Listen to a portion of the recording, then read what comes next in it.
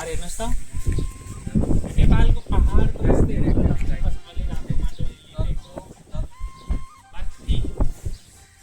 घरले छापेको अनि यो नेपालको पहाडतिर देख्ने घर र यो बस्ती थुप्रै नेपाली बस्ती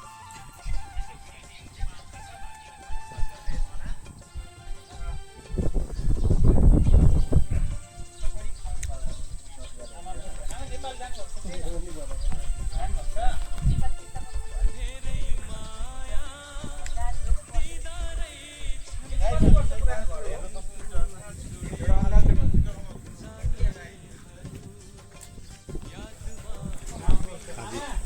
गाइस हामी चाहिँ नेपाल पुगे हेर्नु सक्नुहुन्छ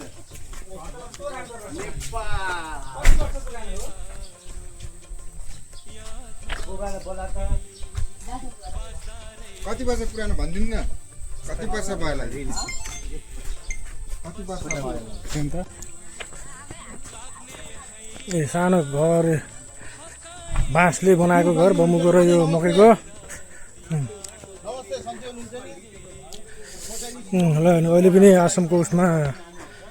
आफ्नो कल्चरलाई निभाएर आफ्नो पुर्खौली चलनलाई राखेर खरले छाएको घर लिपेर आँगनहरू लिप्नु भएको छ अनि खरको छाना अनि रातो माटोले कमेरो लगाएर लिप्नु भएको रहेछ है ल चिन्नु त हुन्न होला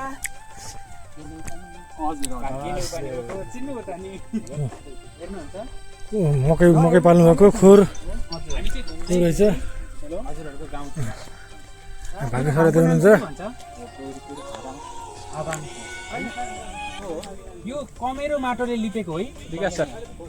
हेलो यो चाहिँ कोही नेपालको पहाडतिर हुन्थ्यो यहाँ कमेरो माटो पाउँछ पाउँछ है रातो माटो कमेरो माटो अनि तपाईँको नाम चाहिँ के हुन्छ